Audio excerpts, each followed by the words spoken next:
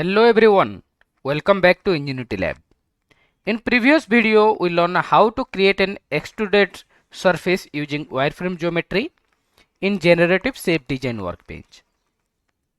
And today we are going to take this further by creating more advanced surfaces: revolve surface, spherical surface and cylindrical surface.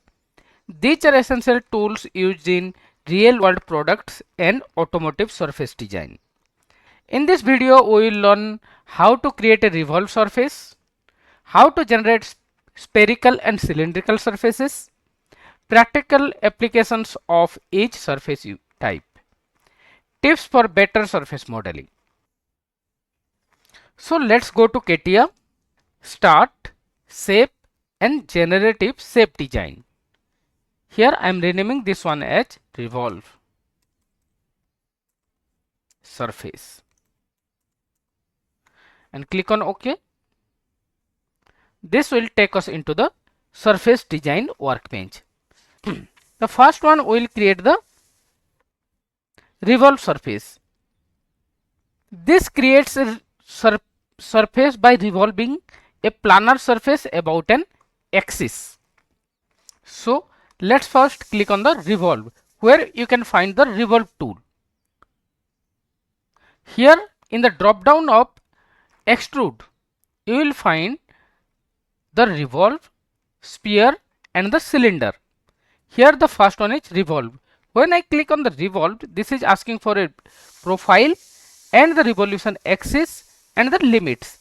So for that I need a profile. Either that can be a 3D profile or a 2D sketch profile that is created by selecting a plane and a sketcher. In the sketcher workbench, we can create a profile here.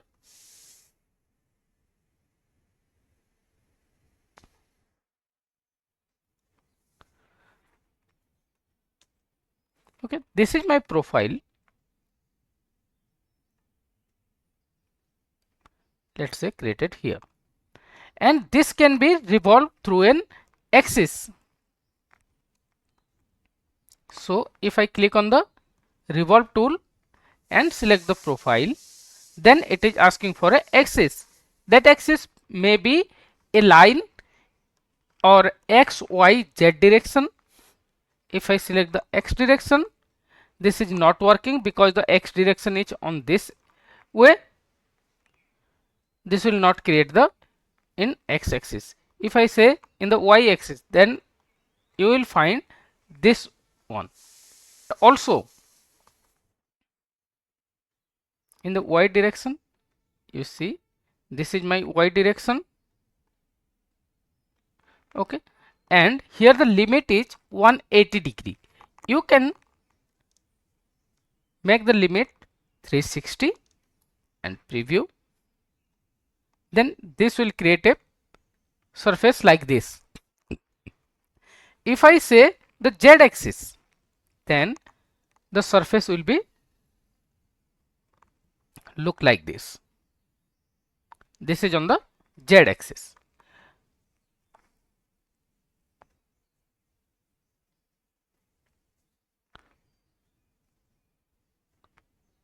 Here there is, in the limits, you can give the start angle and the end angle actually. If I say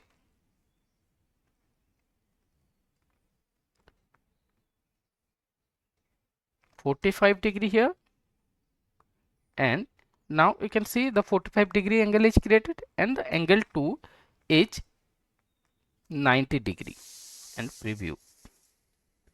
Now you can see this is on this side, this is 45 degree and on the other side it is 90 degree.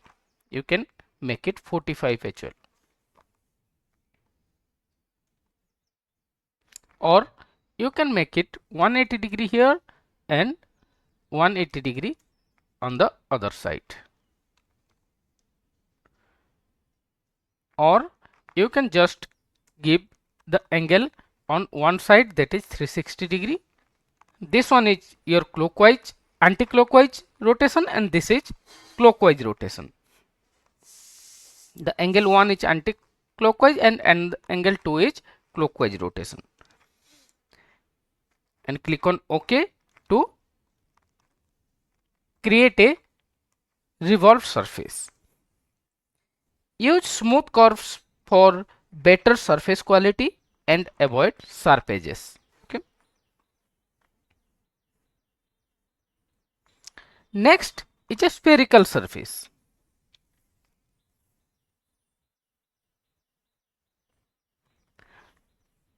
Here we don't, for sphere we don't need for any sketch or anything. Here it is asked for the center point. Let's say my center point will be, we can create a center point here at the origin or we can create it on the offset like 50 mm on the x-axis. Preview and OK. This is my origin. Okay. Let's say here the spherical axis will be absolute, that will be created automatically, or you can select create a axis system and create it. Let's say the origin should be here at the created point. Let's say create a point and it is 50 mm. Preview. Okay. Now my origin is here. Now we can select the x-axis. This is the x-axis here. This is the y-axis here, or I can say OK. Now in the axis system, this will be my spherical axis. Okay. Next, the sphere radius. Here we can give the radius value, that it depends on you how much you want to give the radius. Here it is by default 20 mm, so let's change it to 50 mm and preview. Now my sphere is radius is changed. Let's come back to 20 mm, preview, and here you can see the start angle, the start angle, the end angle, because we are creating a sphere by specifying the angles. Okay. And the meridian start angle and meridian end angle. Here the end angle is 180 degrees, so it's creating the half circle. Here the start angle and parallel start angle and end angle. What is the mean? Here you can see this is creating till the 45 degree of this one. If I change it to 60 degree minus 60 degree,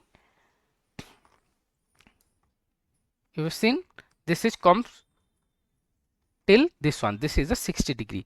If I say minus 90 degree, now it's created till the half circle. Here again on the other side as well, 60 degree, preview, and 90 degree, preview. This is creating a cup shape, half of a sphere. Now if I say the meridian start angle is 60 degree, okay, that is, before it was starting from 0. If I say 60 degree, then you can see it is starting from the 60 and ends at 180 degree. Same way, if I say 360 degree, but the starting is 60 degree, then you can see this section is created. So here we have to make it 0. Then a sphere is created. Okay, this is created sphere by specifying the angles. Okay, let's say let's convert it to minus 45 degree. Come back to 45. This is 45 and this is 180 degree. Preview. Now we come back to the previous by default. Now there is another option in the sphere limitations. Create a whole sphere. Then we don't need to give any specification here. You just give the radius, either 20 mm, 30 mm. Then the sphere will be created automatically. Say 20 mm. We don't need to give the other dimensions and just say OK. This is how we can create a sphere in Generative Shape Design workbench. Sphere is used to create domes, ball joints, consumer product designs. Next one is a cylinder. In part design workbench, to create a sphere or a cylinder, we need a sketch. Here we don't need any sketch. Here also you can see it is asking for a point. So select create a point. Let's create a point that will be 50 mm from this axis. Now my axis system changed from by default origin to the newly created axis system. Now click on OK. So this is my point and this is asking for direction, in which direction you want to create the cylinder. Here X component, Y component, Z component, X component current, Y component current and Z component current. That means this is belongs to my newly created axis system, and this XYZ belongs to the by default origin or the axis system of the system. So if I say X of current, then you can see this is created on this one. If I say X component, then also it will be created here, but this is belongs to this one. Here let's say on the Z axis. Okay. Now here we have the parameters, the radius, length 1 and length 2. Length 1 means the upward direction and length 2 is the downward direction, downward length. Here we can change it the radius as previous, like 30 mm or 50 mm,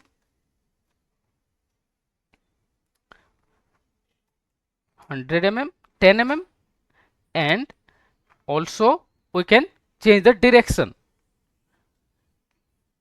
X, Y and Z direction. Here X, Y and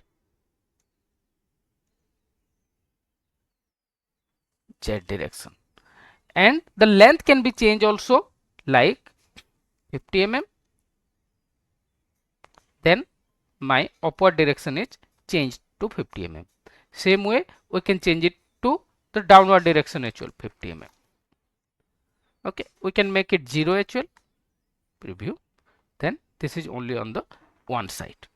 Here in the limit, by dragging this one, we can increase the length by clicking on this one and drag it. Then you can increase the length easily.